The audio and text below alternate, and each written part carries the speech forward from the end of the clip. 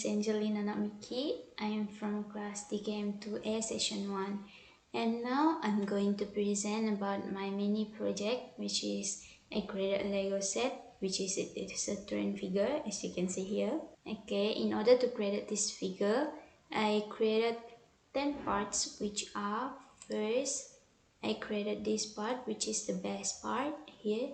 As you can see, this is my front view, this is my top view, and this is my side view. Its diameter, I have put it here so you can see. I created a circle which is, it has 5 diameters, the distance between the circle is 4 diameters, and then I use the extrude command, which is, you can see here it is 10, and then I extrude it upside again, which is 9, so that it can fit well with the other Lego set.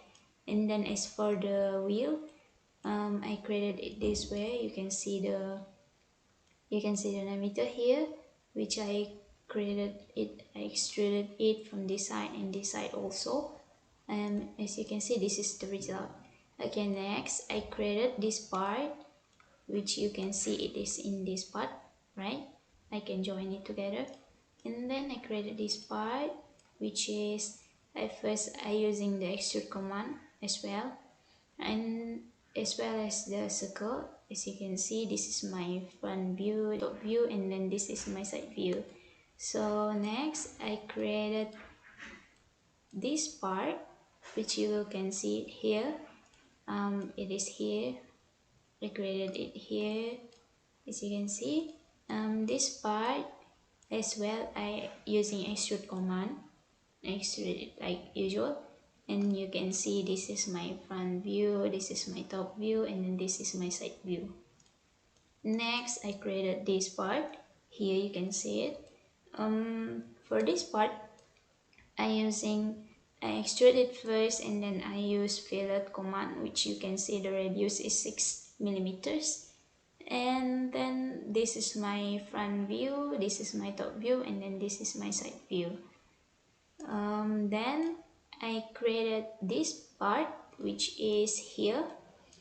You can see this, I use extrude command and chamfer, which the chamfer setting I use it distance. You can see this is my diameters. I put it here, you can see it for yourself. And then this is my front view, this is my top view, and then this is my side view. Okay, next I created this part, which you can see I put it here. You can see this is my, for this I only use extrude command and then fillet command. As you can see, I did some hole here and hole here so that it can fit well with the other Lego set. So you can see here, this is my front view, this is my top view, and then this is my side view. And then next I created this part, you can see, so that I can join it with here, this and this. So first we take a look at this first. I use extrude command as well. You see here I did some fillet here, which is, its radius is 0.3 millimeters, and this is the diameter, which is 5 millimeters, 6 millimeters, 7 millimeters. And then for this part, as you can see, for this part I created it, this is my front view, this is my top view, and this is my side view. For this part I using extrude command, loft command, and which I offset the bolt plan. You can see it here. I did some hole here, and this is my diameter for the top circle, and this is for, I can join it with this part. Okay, next I created this part. As you can see here, I also use the loft command and extrude command. First I extruded it, and then I offset the work plan, and then I did some fillet here. As you can see, it's fillet. I used 3 radius, 0.3 millimeter radius, and this is 0.5 millimeter radius. I extruded it as well. As you can see, this is my front view, this is my top view, and this is my side view. Okay, last but not least, I created the tire part, which you can see here. I only use the extrude command, which I extrude this first, I extrude this again, and then I extrude it in the opposite way, which is, you can see it's diameter here for yourself. This is my top view, this is my front view, this is my top view, and then this is my side view. Okay, next I'm going to show you how I assemble this part. First, I place this part and then I grounded it. And then I place this part, which I place it 6 times. I use the join command, which is rotational. And then I did some constraint here so that I can show the tire movement and on this 6 part.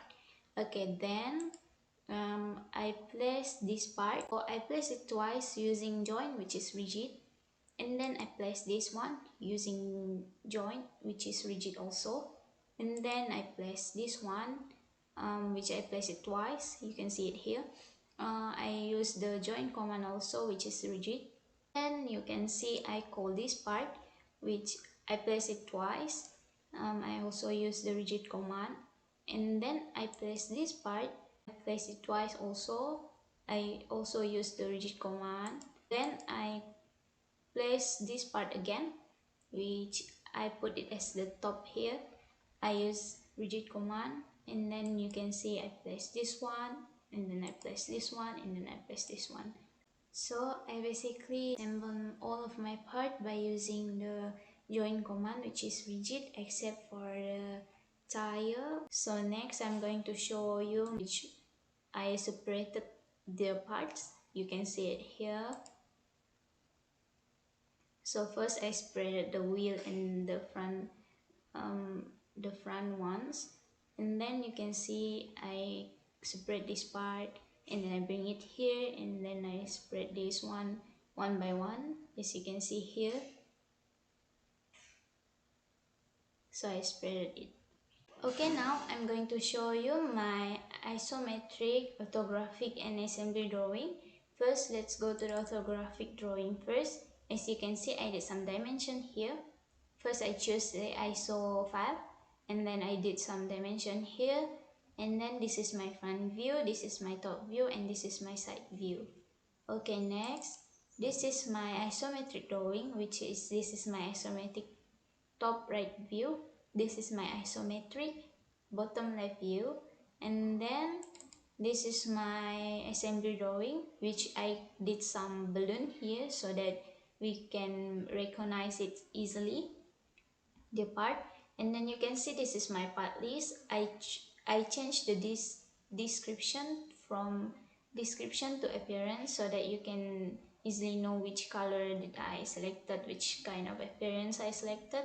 And then you can see this is my description, which I use 1 to 0.6 scale for all of my drawings.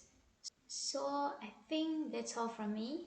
I'll stop here, and thank you for watching.